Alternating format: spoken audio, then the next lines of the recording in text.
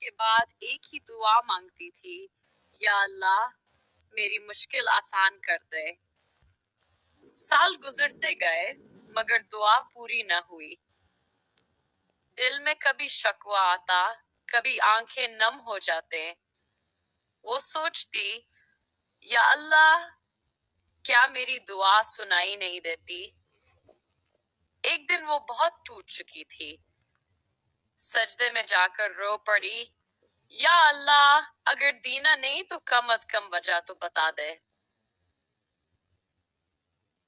اسی دن اس کی ملاقات ایک نیک خاتون سے ہوئی۔ عائشہ نے دل کا حال سنا دیا۔ وہ خاتون مسکرائیں اور بولیں، بیٹی اللہ کبھی انکار نہیں کرتا، وہ یا تو فوراً دیتا ہے یا بہتر وقت کے لیے روک لیتا ہے۔ کچھ عرصے بعد عائشہ کو احساس ہوا کہ جس چیز کے لیے وہ بیتاب تھی، اگر وہ پہلے مل جاتی تو شاید وہ بہت بڑا نقصان اٹھا لیتی۔ جو دروازہ بند تھا وہ اس کی حفاظت کے لیے بند تھا۔ وقت گزرا اور ایک دن اللہ نے اسے وہ دیا جو اس کی سوچ سے بھی بہتر تھا۔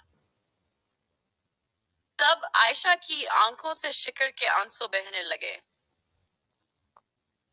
وہ سمجھ چکی تھی کہ اللہ کی دیر دراصل اللہ کی رحمت ہوتی ہے، کیونکہ اللہ وہی دیتا ہے جو ہمارے حق میں بہتر ہو اور بالکل صحیح وقت پر۔ اگر آپ چاہیں تو میں اسی کہانی پر مزید اچھی کہانیوں کے لیے چینل کو سبسکرائب کریں۔ شکریہ۔